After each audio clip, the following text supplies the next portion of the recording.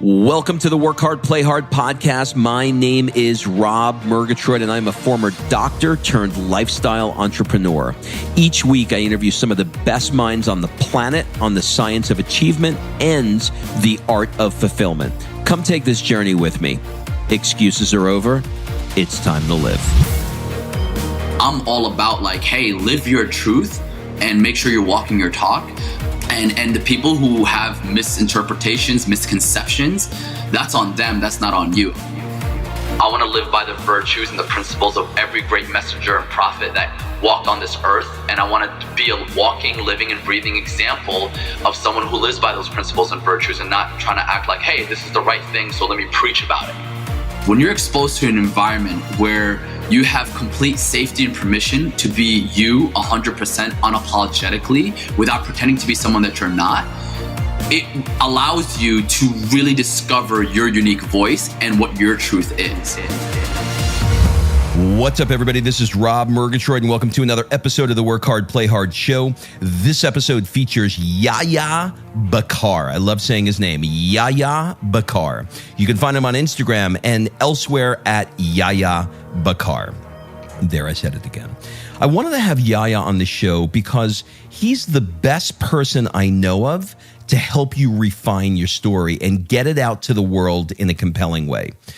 The thing was, I wasn't really sure I liked him from what I saw on the internet, if I'm being completely honest with you.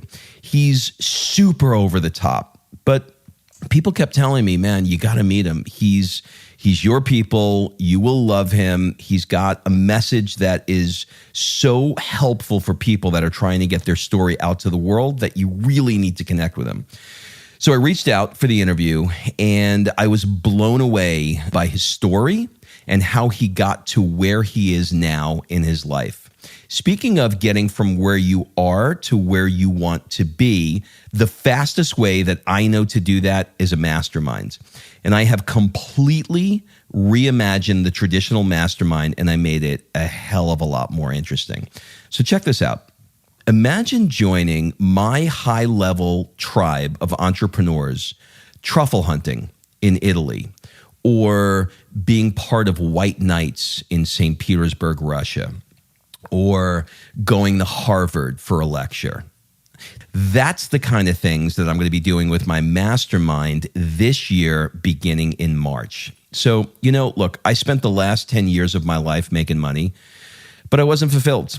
Those days for me are over. I realize that I get my best business ideas when I travel and not when I'm sitting in front of a computer screen. It never happens that way for me. It's always when I'm out in the world. So I decided to create a mastermind that will simulate the experience that I know is going to help entrepreneurs. So if you're a mid 6 to 7 figure entrepreneur, then this is probably for you. Head over to workhardplayhardpodcast.com/masterminds and fill out the application. So the mastermind is not for someone that wants to be sitting in a hotel conference room. We're going to be out seeing the world and stepping into a ton of new experiences to stimulate new thinking. So if the idea of being in St. Petersburg, Russia freaks you out, then maybe you should consider it, because it's in that freak out where growth happens. I'm doing interviews now to find the best mix of personalities, ambition, and skill sets in diverse businesses. Just go to workhardplayhardpodcast.com/mastermind. Again, it's workhardplayhardpodcast.com/mastermind. Fill out an application, and I'd love to jump on a call with you to see if it's a good fit. Okay, in this conversation, we talk about everything from what growing up in Mecca, Saudi Arabia was like, what it was like to then be sent to New Jersey to live with one of his dad's 10 wives, which was not his mother. We also talked about what it was like for him later in life to go find his mother. And then finally, we talked about what led him to becoming one of the best storytelling coaches on the planet. You can find him on the socials at Yahya Bakkar. Be sure to take a screenshot of this episode, share it on the socials, and remember to tag me and Yahya and let us know what you thought. If it's your first time here and you have not subscribed, just say, "Hey Siri, subscribe to the Work Hard, Play Hard podcast, and it'll do it. Isn't that crazy? It'll do it. So without further ado, please enjoy this conversation I had with Yahya Bakkar.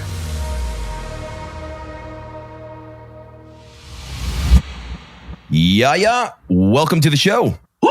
I am pumped, my man. Thank you so much for having me.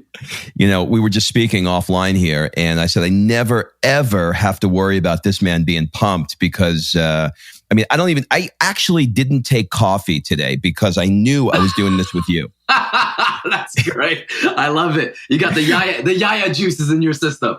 You got it. So I want to officially welcome you to the show. You know, I've been looking forward to this for a long time, and here's why. There are certain people in the world that everybody just sort of tangentially will say the same name. Mm-hmm. And it doesn't seem to matter what circle I'm in, what party, what event, your name always comes up. Oh, so wow. I said, I gotta pull this guy into my circle and bring him on the podcast. So I am super grateful with your crazy schedule that you had time to do this. Thank you, man. And honestly, it's a pleasure and honor to be able to serve and give back in this way. And just know, I know we've known each other for quite some time, seen our journeys evolve over time. And it's just like, I just love what you're doing, what you're about, and what you stand for. So honestly, it's a honor to serve you. Thanks, man. So I thought what we would do is we talk a little bit first about your background, because I really believe that informs who we are, the decisions that we make, etc. And then we'll move into a little bit about the kind of work that you're doing currently and how you're serving and helping people. And then we'll talk a little bit about the play part of your life. I know you've recently welcomed a new baby to the world. I want to talk about that. So we'll kind of go into things. So I think a good starting out point would be to take you back to April 15th, 1989 in Mecca, Saudi Arabia, where you were born. Do you have any strong memories growing up there until you were, say, 5? To be honest, no. It was very, very hard. And I don't know if that's like I need to go see a therapist because of that, or I've suppressed it in my psychology. But I don't. All I remember based on what I've learned over the years is that I was born to a Muslim Syrian father and to a Buddhist Thai mother who converted to Islam in the holy land of the world for Muslims all around the world, Mecca. And they split up a few months after I was born.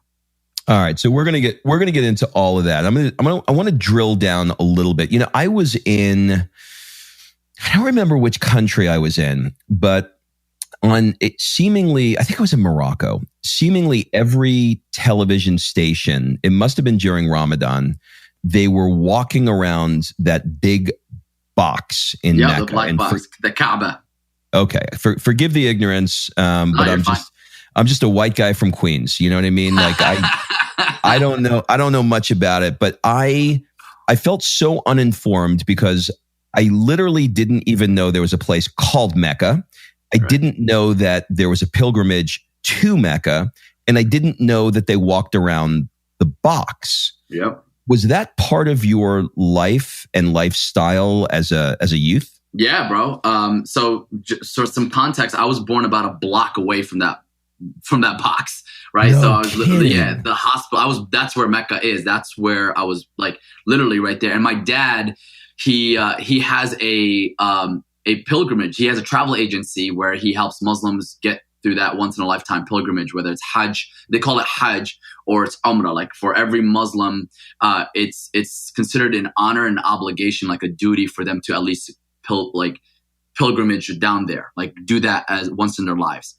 So that was a huge part of my life all the way up until I was like 20 years old.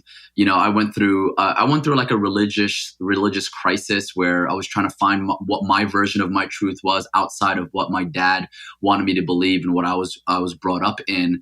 And so there was a huge shift from there, but it was a huge part of my life. Till this day, my dad owns a travel agency for Hajj and Umrah where he takes a lot of people, U.S. citizens, people from all around the world into Mecca for that pilgrimage. So to say that it was a huge part of my life would be an understatement because it was bigger. It was like, it's the way of life for my father. Like that's how his whole life was about. And that's how I grew up in until I was 5. When I was 5, I flew out. My dad got married to his third wife, and she was a U.S. citizen, and she's from Iraq originally, but she's the one that brought me into America, and I grew up in Paterson, New Jersey. And so I actually left Mecca when I was 5 years old to grow up in New Jersey. So your dad is obviously a very religious Muslim who was married 10 times. What do you think the misconceptions are about multiple marriages and that whole world? Yeah, to be honest, like I know in the Islamic faith, you're allowed to have four wives at the same time. It's like a polygamous arrangement, but the purpose of that, it wasn't like, a lot of people have this misconception. It's like, oh man, like men are, chauvinistic and like they're just players or whatever. They just love sex all the time. That wasn't the intent behind that. The intent behind that was during the wars, way back in the day when there were wars, there were a lot of men who were married who died. And they had, the women were left with the children and there were no one to take care of it. So it was part of the culture to say like, hey, this is one of your duties as a Muslim man is to take care of the women who don't have a provider or a protector. So that was the intent, but it's like everything else. Over time, it gets misconstrued. People don't understand the context or the intent behind it. With my dad, it wasn't so much of a religious thing. I think it was more of like a lack of emotional maturity. Like he didn't know how to maintain a relationship. There were probably childhood wounds that he couldn't heal or hasn't healed over time. And that's what contributed to the multiple marriages throughout the years. So yeah, I would say it was like a little outside of the culture because most people in the religion aren't like that. Like even people within the culture, like, damn, he got married actually 11 times, not 10. So it's 11 times. And this was his 11th divorce. So I think it's just something that he hasn't healed and he's still going through his journey, his process and trying to figure that out. Okay. So he's on the 11th wife, but they're not simultaneous. No. It's not like simultaneous. No, my grandfather had 2 wives at the same time, but my father didn't. So even though he tried many times. Yeah. Okay, so you alluded to earlier about how you wound up in Paterson. Maybe you can unpack that a little bit. What were the circumstances that led you to move to Paterson and be raised by your dad's third wife? So yeah, my dad got married. So I have a sister who I've never met from my dad's second wife, and I think she's still in Syria. We've tried to have a conversation, but that's kind of been like MIA because of what's been going on in Syria and just like the culture clash. But he got married again, his third wife, and she was a U.S. citizen, but she's from Iraq originally. And she noticed that my dad was struggling. Like my dad had me when he was 20 years old. And he married my biological mother, who was 10 years his senior. So he, like being a single dad, struggling, trying to make ends meet, she basically said with her open heart, like, listen, I'll take care of Yahya for you. I know you're trying to, build the business and take care of the family and everything like that. So how about he just fly in and come to America and I'll take care of him. So basically I never knew who she was. I just flew in on the plane by myself when I was 5 years old. It was like a 14-hour flight from Saudi Arabia to Newark, New Jersey. And then I got to see this lady who became my mom, my stepmom. And to be honest, it was kind of like a shock for me because 1, I didn't speak any English. I was only speaking Arabic at the time. And 2, I was kind of like, I always felt like I didn't know where I belonged. Like where was my mom? What's going on with my dad? What does my dad want me? Who is this person? Now I have to fit in her family. They don't know me. There were judgments from the family about my stepmom doing something like this. So early on, I had to figure out how to adapt and to survive as a coping mechanism to fit in. And so it was a little bit awkward, but thankfully, and I'm very, very grateful to say this, like she loved me the best that she could throughout it, and I felt like I'm glad that I had that grounding anchor and support throughout it all. So, yeah. It's interesting because, we just can only use our own lens when we think about places. We hear Saudi. I was in Greece this summer and I was on the beach. And this, really cool couple, we were just, the kids they had a baby about my Sophia's age, about 3 years old. And, we were just talking about, I said, where are you from? And they said, Saudi Arabia. And I said, so, after a couple of cocktails, I said, I got to ask you a question. I'm here with my wife. She's wearing a bikini. Your wife's wearing a bikini. We're doing shots on the beach, but is this like this at home? And he's like, hell no. Yeah. And so I said, like, Friday night, I said, do you mind if I ask you some questions? He goes, no. I said, Friday night, you want to go out for Mexican food. Can you do it? Have a couple of drinks? He said, well, we have a couple of drinks and go for Mexican food, but we don't do it in Saudi. I said, where do you go? He said, we get in the car and we drive to Bahrain. Yeah. And I was like, you're kidding me. I said, what about your wife? Can she drive? He goes, now she can. But if you asked me that question last year, no. Yeah. Yeah. So when you hear stories like this from the place that you're from, how does it feel? Like I have a background, my family's from Italy. So when I go back to Italy, I kind of connect to, Naples where they're from. Right. But how does it feel for you? Because your world is so much in current events and it's so restrictive in so many ways. Do you think people just get it wrong or do you connect to it? Does it feel weird? Just kind of unpack that for me. I honestly feel disconnected to my culture, but I have empathy and understanding for it because I also feel like there are, and just to be very, very clear, and I just want to set the record straight. I am not against the Islamic faith or everything. I have very close family and friends who I don't uphold any religious faith now. I'm a very spiritual person, but I don't label myself like a Christian or a Buddhist or a Hindu or anything like that. But I will say I have a lot of empathy for people who are genuine believers in what they believe in, whatever their faith is, but they feel misunderstood. And that could go for Islam, that can go for people who are Christian. I just heard someone say who's a very devout Christian and loves Jesus, and like she feels ashamed sometimes sharing that out loud to the public. And I'm all about like, hey, live your truth and make sure you're walking your talk.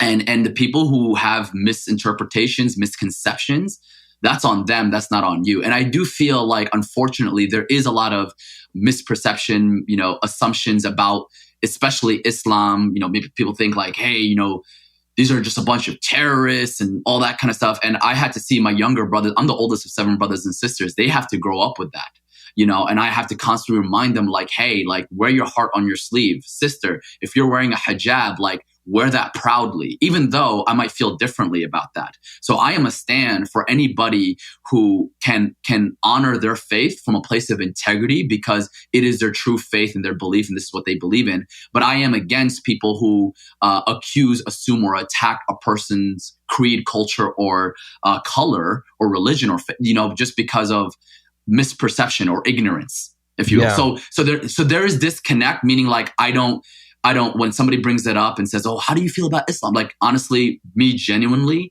I mean, I don't uphold that faith because I'm more of a spiritual person, but I have empathy, understanding for people of faith, regardless of what label they choose to uphold, whether you're a Muslim or a Christian, a Jew, a Hindu, a Buddhist, or even an atheist, right? So it's like, so that's where my empathy and understanding comes from. Well, things have changed quite a bit for you. If we fast forward a bit to around 14 years old, you were working really, really hard to please your dad. You wanted to be a good Muslim. You were praying 5 times a day. You even broke up with your now wife, Kate, because Muslims weren't allowed to date.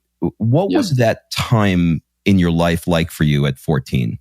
So imagine living in the shadow and walking on eggshells 24/7, pretending to be someone that you're not, just to win the acceptance and approval of someone who you feel should love you, but doesn't unless it's very conditional.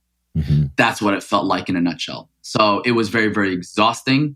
My father was the only blood person I knew. When I say blood, like he was my biological father. Everyone else was like my stepmother. She wasn't my blood. I didn't know who my mother was. I didn't know anything. So like for me, the bond that I had with my father was something that I didn't want to jeopardize at all, at whatever cost. And so when I, like there was a point, as you said, when I was 14, I became very, very religious. Like I broke up with my girlfriend, who's now my wife, but I broke up with her because, I said like, listen, I'm going to be a devout Muslim. I'm going to be a sheikh. I wanted my dad to be proud, yada, yada, yada. And it was through her love that she kind of like said, hey, then teach me your ways. And I was like, okay. So I started reading every night, even though we were still broken up. I just got on a call with her every night after school and I would read her the Quran.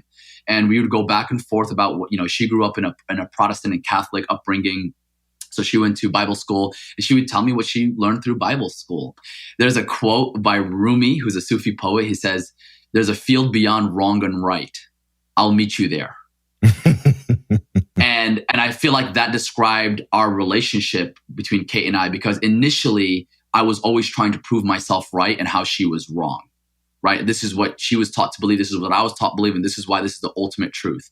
And then I just asked myself, like, holy shit, if I grew up in a different upbringing with a different family at a different time with a different faith, like, would I be as 100% as confident and as convincing that this is the ultimate truth like I would be right now? And the answer, the honest answer was, I don't know. So that opened me up into a world of, again, wisdom, perspective, understanding, to learn about, the Christian faith. And so I read the King James version of the Bible back and forth, and then I read the Tibetan Book of the Dead, which is the Buddhist book. Then I read the Bhagavad Gita, which is the Hindu book. Then I read the Torah and the Talmud, all at the ages of like 15, 16, 17 years old, which opened me up to the world of different perspectives, right? I got to appreciate other people. And to be honest, I think my journey towards religion and spirituality was a deeper desire to understand my relationship with my mother and my father, because there was a conflicting relationship there from the begin with. Like my dad was Muslim and I was born in the Holy Land. My mother was initially a Buddhist and then she converted to Islam. So I felt like I wanted to understand that aspect of myself too. So it was like a roundabout way to the point where I finally came to terms with my own spirituality, with my own truth and what that meant for me, which was, I want to live by the virtues and the principles of every great messenger and prophet that walked on this earth. And I want to be a walking, living and breathing example of someone who lives by those principles and virtues, and not trying to act like, hey, this is the right thing, so let me preach about it, right? That was my truth. But even though that was still my truth and I was comfortable with it behind closed doors, I didn't have the courage to tell my father until I was 25 years old. I would give anything for a 23andMe on you. Do you know what that is? No. So a 23andMe is a genetic profile. You basically spit into this thing. It's the hottest thing now. Everybody's doing it. So you spit 23andMe. You got to do it. It's a couple $100, maybe $150. And you just send the saliva sample off. And within probably about 6 weeks, you'll get a report back of your DNA.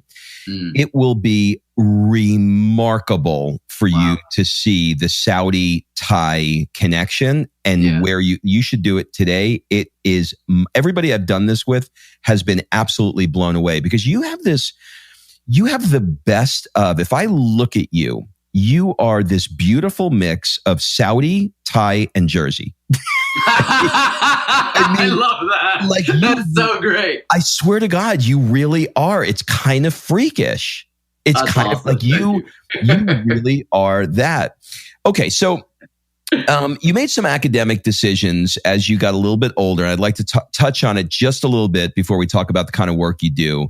Can you walk us through why you made some of those academic decisions, starting with Arizona State, then moving to Maharishi University, and then pivoting to become one of the youngest graduates in the Tony Robbins coaching program, and getting certificates in strategic interventionists and relationship educator? Like, walk us through how that journey happened.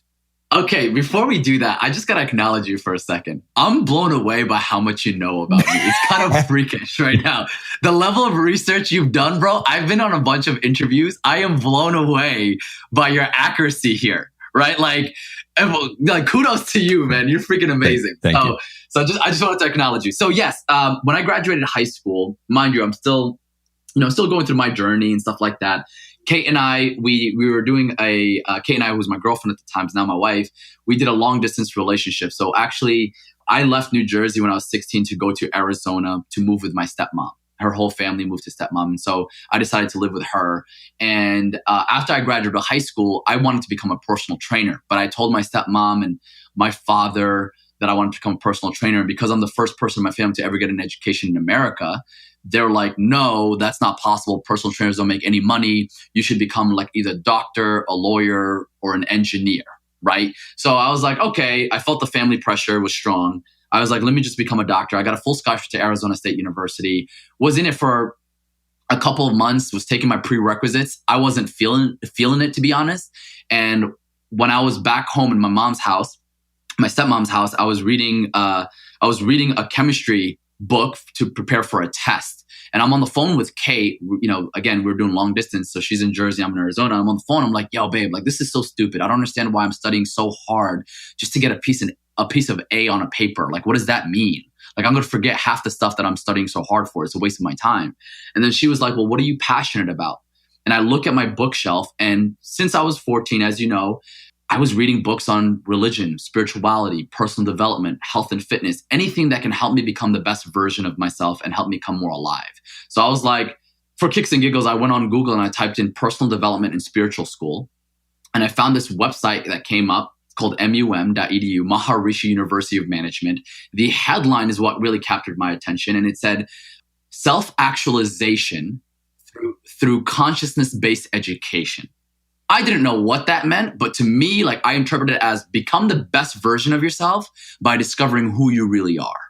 And I was like, oh, I had chills all over my body. Long story short, I went to go visit the school. They had a visitors weekend. They paid me to go visit the school. I visited it. And I was like, this is freaking dope. So I went back to Arizona and I was like, I think I'm going to leave my full scholarship that I got from Arizona State University, leave my stepmom, and I'm going to just kind of like go all in and go into this school in Iowa where there's just a bunch of corns and cows and it's like hippieville. So I did that. When you're exposed, let me just say this, when you're exposed to an environment where you have complete safety and permission to be you 100% unapologetically without pretending to be someone that you're not, it allows you to really discover your unique voice and what your truth is. And so when I was there, I had a lot of time to do a lot of self-work and self-discovery. And so despite the fact that I have $50,000 of debt and I'm about one semester left until I was supposed to graduate with my bachelor's degree to take my MCATs and my DATs to become a doctor, I said, I'm done. I left. And my guidance counselor thought I was stupid at the time. Everybody thought I was making a foolish and a naive decision. And then I went to New Jersey where my girlfriend was staying, Kate was staying, and my father was staying at the time. And then when I knocked on the door, oldest of 7 brothers and sisters, my youngest brothers and sisters greeted me. They're like, yeah. I told my dad, I was like, hey, listen, I'm not going to become a doctor. My dad was pissed off. He was very, very disappointed. I wasn't allowed to stay in the house any longer. And one of my friends, who's actually from Naples as well, he's from Italy. He heard about my situation and he was like, hey, bro, why don't you just stay in my house until you can get yourself together? And I was like, okay, thanks. So I stayed at his house. And the first night that I was there, his family welcomed me. His mom was a little resistant, but she still welcomed me. When I was there, I went into his room. He didn't have a frame under his bed. It's just a mattress on the floor. And I'm thinking like, man, I should really just go back and finish what I started, get my degree. Everything would be okay. And then my friend, his name is Mike. He's like, I think you should become like a motivational speaker and life coach for young people. And I was like, bro, that's a dumb idea. Like, I wouldn't even take my own advice. And he's like, listen, you're a positive guy with a big ass mouth. You should put it to use. And I was like, all right, fine. I'll sleep on it. So I slept on it. Next day, I went on Google and I typed in motivational speaking and life coaching programs. And I find 2 programs. One is a speaker program to teach people how to become speakers in the education market, specifically if you want to speak to students, teachers, parents, and counselors.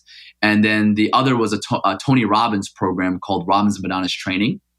And I look at both of the programs and combined, it was a total of $9,000. And in my mind, I'm like, I don't have $9,000. I have $50,000 of debt.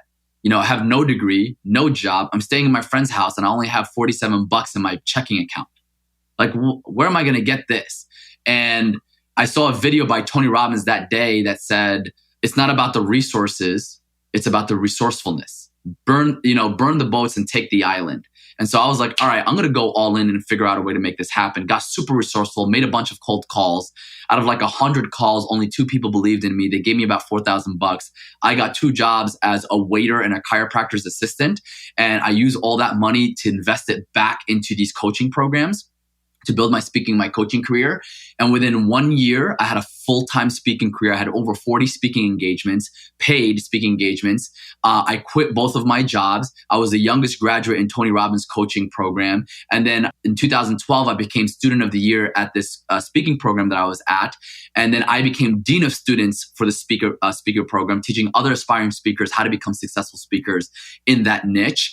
And my career just basically took off to the point where in 2016, I had my most successful year speaking with over 120 speaking engagements. I had a tour in Malaysia, a 3-week tour in Malaysia. I was in Amsterdam. I was in London. In the education market, I became well known in the education market. And I wanted to build a family. And I know like that route of being a speaker, trading my time for money on stage wasn't going to cut it if I wanted to also be there to build a family that I never had growing up. And so that was a transition for me. All right. So let's talk a little bit about the kind of work that you're doing now. You know, like we've just been talking about, you've spoken on, over 500 stages from Harvard to Georgia Institute of Technology, TEDx. You've used the word motivational speaker, but I know sometimes people don't like that word. Do you consider yourself a motivational speaker? Well, from a business standpoint, from a marketing standpoint, you always want to describe what you do in the language that people understand, right? So clarity over complexity or creativity, right? So whether I perceive myself as a motivational speaker or not is irrelevant. The question is, who does my buyer see me as, and what are they looking for? So the motivational speaking route, like when I was a motivational speaker, that's the language that my buyer was using at the time. So I use that. Do I see myself as a motivational speaker? No, I see myself as an influencer, a thought leader, a game changer, a world-class leader. Like I see myself as those things, but that's not the language that they're using. So and to be honest, like, one of the reasons why I shifted from speaking in the education market, I retired back at the end of 2017 from speaking there full time. And I shifted into helping other thought leaders become world-class speakers and build profitable personal brands. The reason why I shifted there is because I felt like the speaking industry, if you're not careful and you're not aware of it, it can box you in. A great example, I think speaking is something that I do. It's not something that I am, right? I'm not a speaker, right? It's not an identity that I uphold. Who I am is so much bigger than that. And that's why I always felt that way, but I didn't have the language or the context to understand that. Now I understand that there are a lot of coaches out there who are listening to this. There are a lot of successful entrepreneurs who are listening to this. There are a lot of, aspiring authors or existing authors or influencers right now with big followers. Like the way I call us, that these people, you guys are thought leaders. You have a mind, you have a mouth, and you want to monetize your knowledge, your expertise, your advice, your know-how in a way that can transform somebody's life or business or relationship. You're a thought leader, whatever industry that you're in or niche. And I feel like as a thought leader, it is your duty to build your personal brand because that is your competitive edge in the marketplace. Because at the end of the day, people buy people. They don't buy you for your service. And if they only buy you for your service, then you're a commodity. You're not a celebrity, right? And at the end of the day, like within our market, people will pay more for someone they perceive as a celebrity, right? Regardless of whether we want to admit that that's right or wrong, it is what it is in our current game today, right? So this is kind of like where I'm at, and this is how I shifted. And I feel like it is my duty to pay what I've invested in the almost a decade worth of experience of mentors, masterminds, programs in the thought leadership, information, marketing space to kind of say like, hey, here's a simpler way to do all of this. Here's a step-by-step way to do all of this, and here's the fastest way to do all of this without building an expensive hobby or trading your time for money. So if you do want to become a speaker, there is a strategic way to do that. If you do want to become a coach, there is a strategic way to do that. If you want to build your own show and become a celebrity personal brand, there is a way that you can do that without stressing yourself out because sometimes we see people out there in the game, the Gary V's, the Lewis Houses, the Chris Hart's, the Robs, the Yahyas, the whoever it may be, the Oprah Winfrey, the Tony Robbins. And we look at it from the back, like from the front back. So we see like, oh, that's what they're doing. So that's what I need to be doing. When I look at it from begin with the end in mind and reverse engineer the process to seeing like, what did they do before we got to see them as what they are today? Now, how can we implement that? So, sorry, I went on a rant because I'm obviously very passionate about this. But you were dropping. I was dropping the microphone. Knowledge bombs were exploding. I mean, the whole thing. We can end it right here. I mean, I got enough. That was really, really powerful. Why do you think motivation only lasts for a few days after somebody hears a talk. There's a lot of people now. You and I just, at the time we're recording this, we just recently were at a Lewis House Summit of Greatness event, and we, heard some amazing speakers, and we're pumped up and excited. And this is going to be a good week for a lot of people to take action on things. But 3 weeks from now, a lot of people just kind of forget where they were, and they get back and they get stimulated by their environment and blah blah blah. Why do you think? That it just doesn't last? Like, why do you think it doesn't last, and how do you get it to last? Well, I don't think you could get motivation to last, period. Because I think people need a proper context in understanding the value of motivation. Motivation is like a spark. Motivation is like blowing air in a balloon. All right? Eventually it's going to deflate. Motivation gets you started. Commitment keeps you going. Discipline gets things done. Right? So there's a difference in there. And I think what most people are desperately seeking, but they're not willing to invest their time, their energy, or their money into, is commitment and discipline. So a great example is in the health and fitness space. A lot of coaches experience this, right? You get people who are motivated in the beginning of the year to lose weight, get in shape, new year, new goals, yada, yada, yada, new you, right? And they're relying on motivation. They go buy the sneakers, they buy their clothes, they're like, that's it. Cool. It got you going. Like, it got you started to go to the gym, right? Like in the beginning. Now, you got to say, okay, motivation has served its place. It sparked something in me.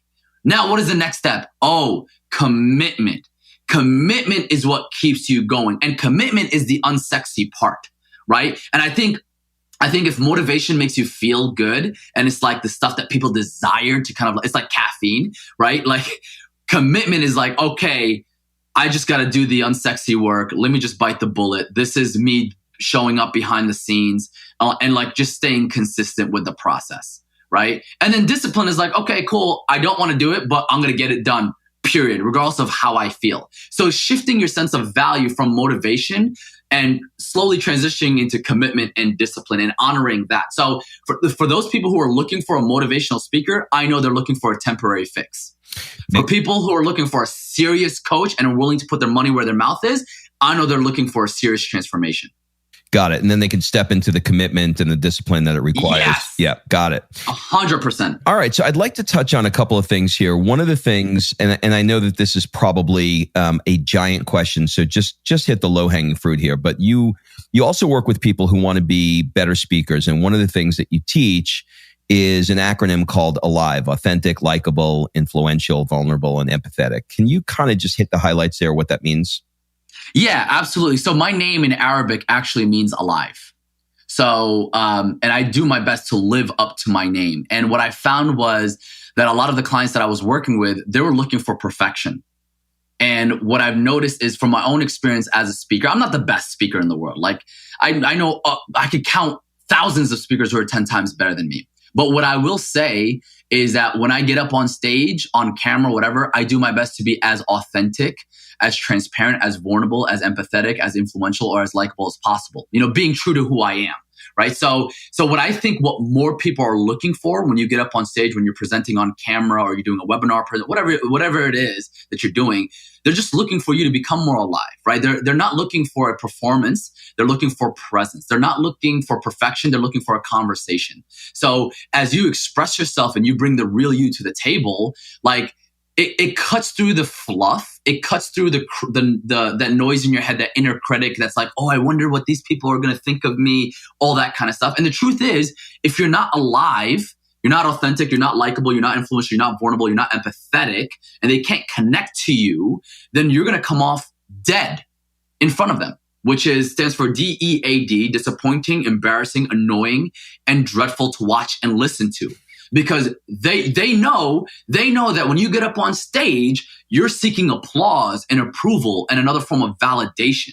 Where the people who are alive, they're not looking for that. They're seeking to add value by bringing their unapologetic self to the table. They're saying, here I am.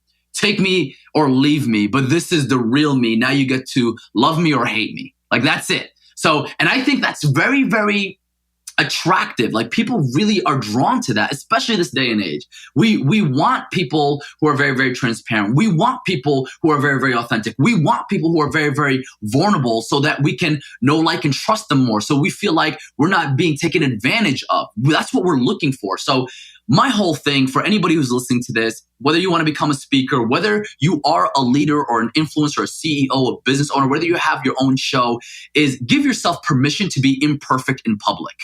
Please do so. Because when you do that, other people are going to feel safer around you and they feel more alive when they connect with you.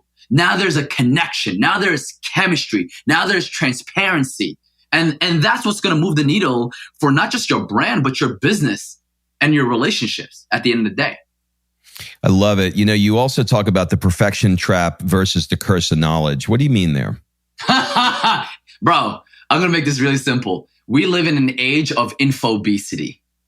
All right. Mm-hmm. We're struggling with too much freaking information. And sometimes that information, the pursuit of that information, the consumption of that information is just another mask of like a mask in disguise, another mask of busyness, not productiveness, where we can kind of like fall behind in our pursuit of perfection. Like we're saying, oh, once I get a certification, then I can share this. Once I consume more knowledge, then I can do this. And what I'm saying is, again, give yourself permission to be imperfect in public. People are not looking for that. People are looking for someone that they can connect to. So the perfection trap is realizing that you don't have to be perfect in order to help someone. You don't have to be perfect in order to get paid. Like get paid to practice right now. If doctors can do it, AKA they call it private practice, if they can do it, so can you. So give yourself permission to practice imperfectly in public, right? And so like that's what I want people to hear from me. When they see Yahya doing 365 videos a day, like a video a day, when he hates it and he feels like pulling teeth out of his mouth, like I'm trying to symbolize an example, a perfectly imperfect example of like, hey, it's okay to show up, wear your heart on your sleeve and not have everything figured out. And trust me, that will go a long way too with your audience. The perfection, the production quality, the production value, that will come later on, but you don't need that right now to get started. You don't need more certifications after your name to get started. Like at the end of the day, people, when they hire you or they want to work with you, all they're really looking for is number one, can I trust you? And number two, can I get results from you? That's it. I love it. You know, our mutual friend, Lori Harder, once said to me, Rob, done is better than perfect. Yes. So freaking true. Freaking true. I got that tattooed on my ass right now. That's really, really good. I love it. Yeah. All right. So what I'd like to do is I'd like to move in sort of the play hard part of your life. The first, the show is called Work Hard, Play Hard. We talk about work and the kind of things that you do after we talk about your background. But I also want to talk about play, because what are we doing all this for? A lot of entrepreneurs are super driven and they just don't take the time to play. So I want to ask you a couple of questions on that part of your life. What does a typical Saturday morning look like for you? Family time, bro. Family. My play is enjoying my time with Kate and my daughter, Kaya, who is currently 7 months old of this recording.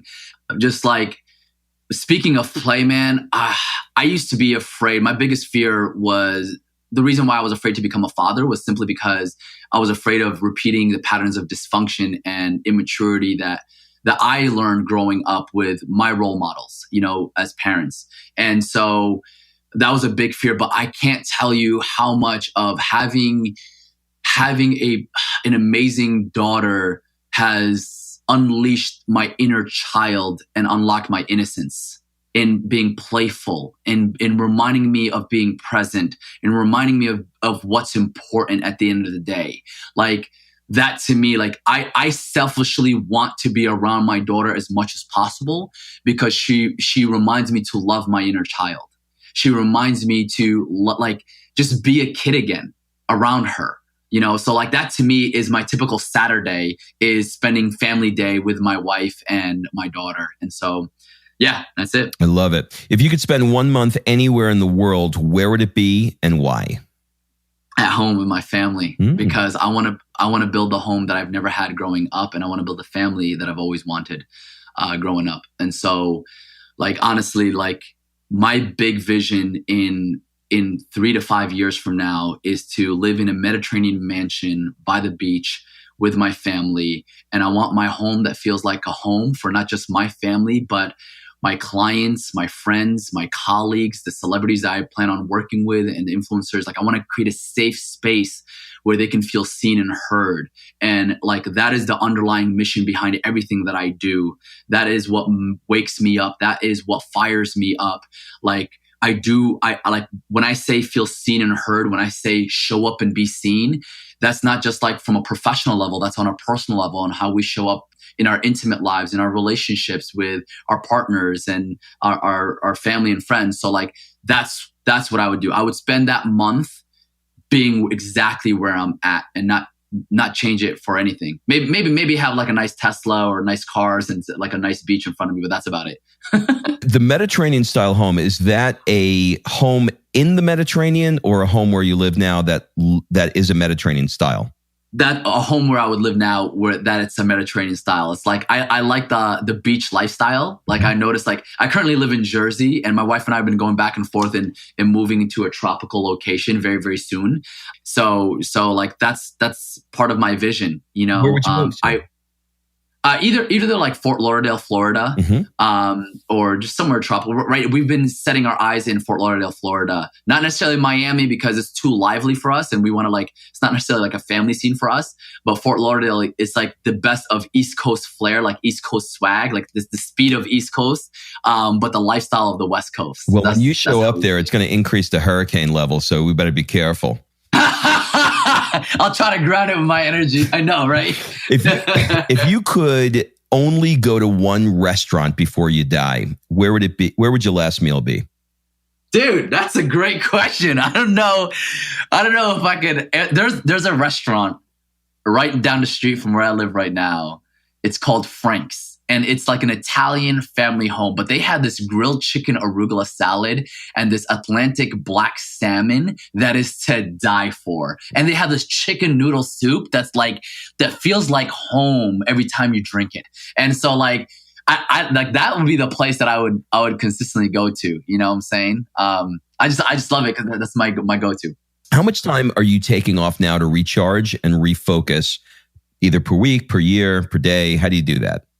So my current schedule right now is I wake up around 5 o'clock. I go to the gym. That's my me time.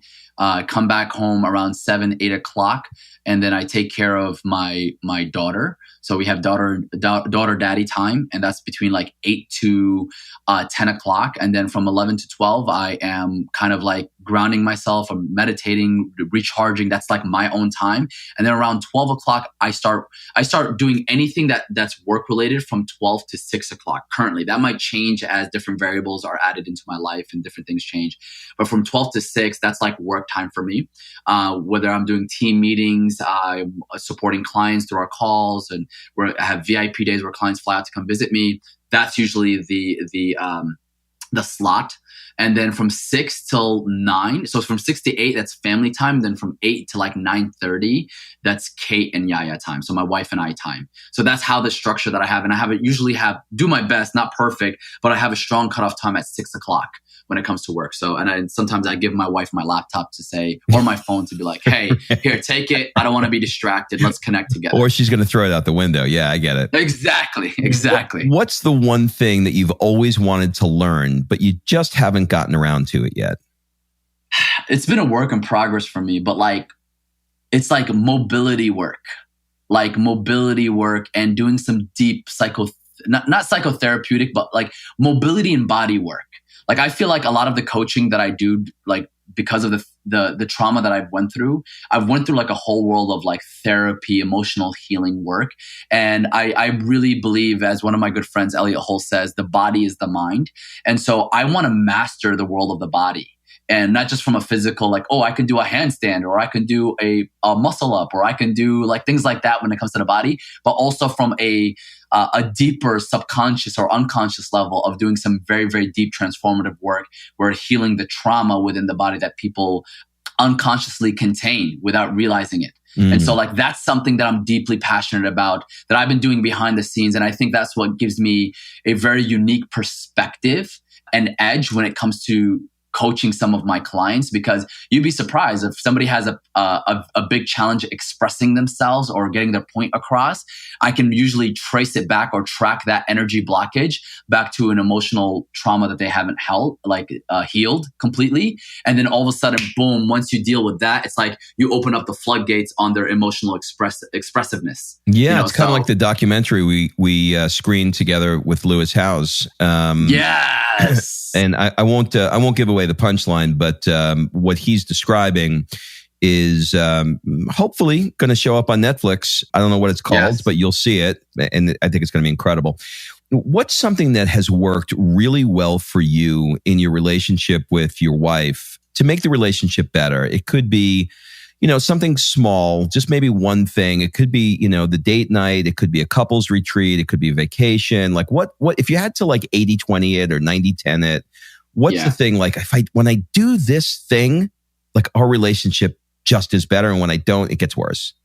Yeah. So I would say three things, right? Number one is, and I want to frame what I'm about to say by sharing this principle that Albert Einstein once said: you can't solve a problem in the same way of thinking that you used to begin the problem with. And in any relationship, whether it's personal or professional, you just got to assume that there are going to be problems as you grow, as the dynamics change in the relationship. So it's always good to have an outside perspective that is unbiased, whether that's in the form of professionally speaking as a mentor or an advisor, or personally speaking as a therapist or a counselor or someone like that. So that is a non-negotiable for me. And I feel like that's the reason why we've been together for 15 years. She's my high school sweetheart. We've been married for almost 5 years, and we have a baby, because I have that space. And that space also creates the second. So let's say the first thing is a mentor or a therapist.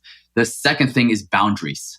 I am a big believer that boundaries create balance. You need to have boundaries. And the boundaries doesn't show up from just a emotional place where it's like, hey, don't say this, don't cross the line. But it's also creating boundaries within your schedule to block out and batch out the people that mean most to you. So we do have date nights. It's a work in progress. We're not perfect, but we do integrate that. Like Kate has her own selfish time. Let's saying babe, I need you to take care of yourself and stop trying to take care of me and Kaya, because what makes me fucking come alive as a happy husband and as a man is seeing my wife feeling completely in her feminine and feeling so alive and carefree.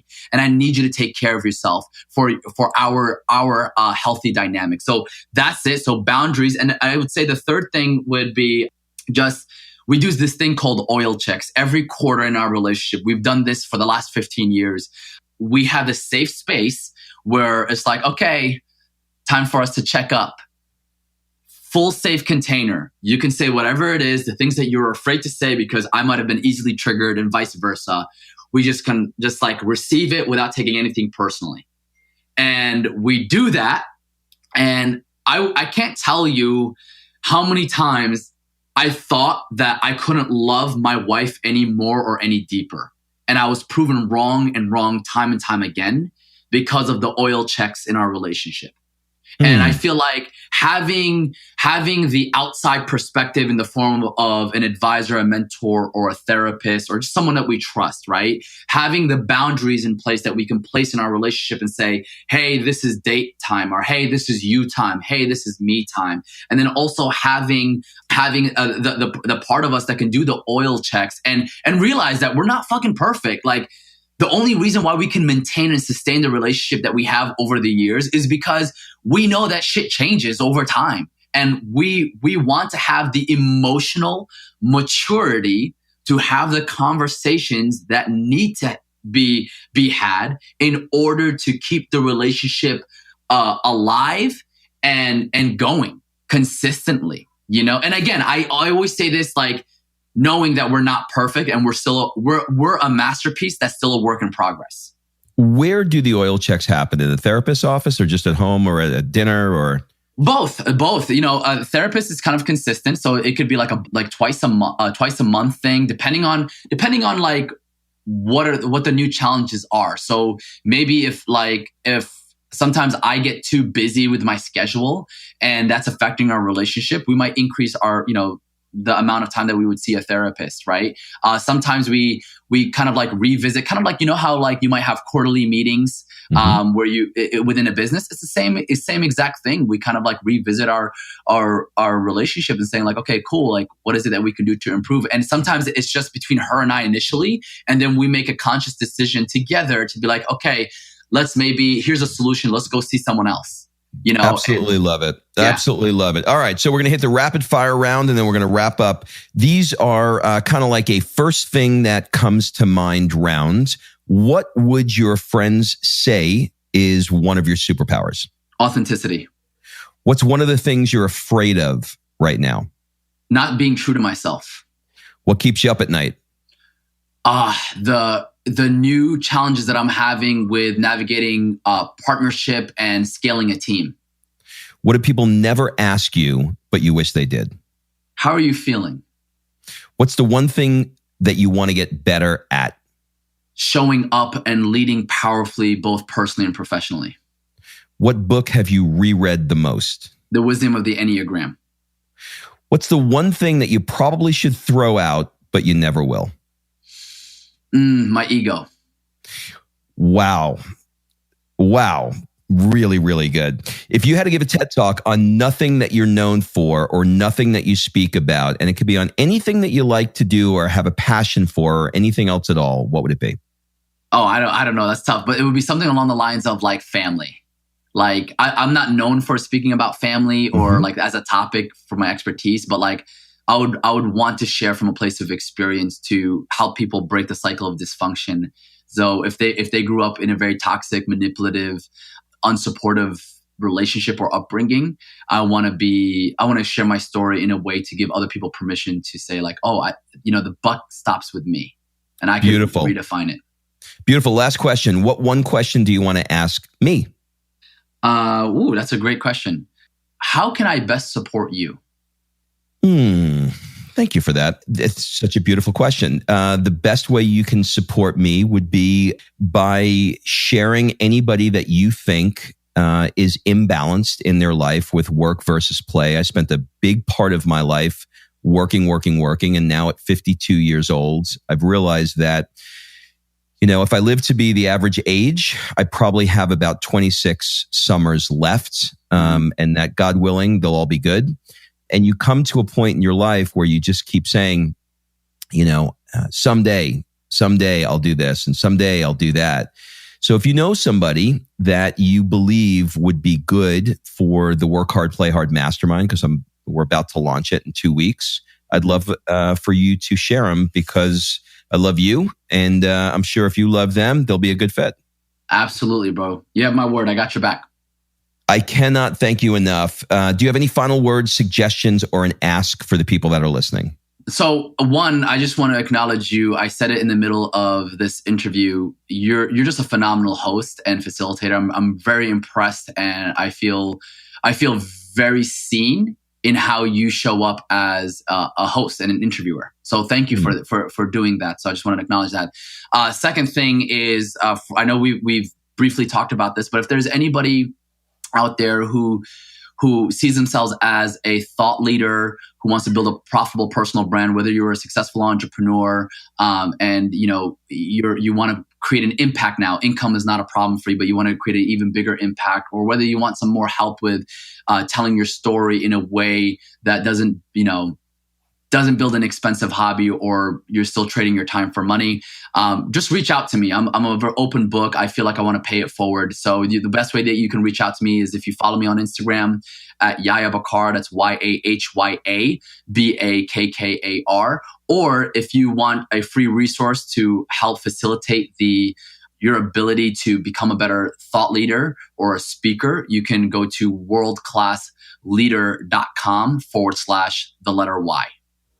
You got it, man. We'll link up to all of that in the show notes. And once again, thank you so much. And a big hug to that baby. Enjoy every moment, because before you know it, they're in college. I know. Thanks, man. I appreciate you, brother. Much love to you. All right. Thanks for listening. If you love this episode and you know someone that needs some help in either stepping up their work hard game or their play hard game, it would mean the world to me if you shared this podcast with them to help me get this movement out there. So if you like what you heard, head on over to iTunes, take 30 seconds, and leave me a 5-star review, and I will be forever grateful. So until the next episode, excuses are over. It's time to live.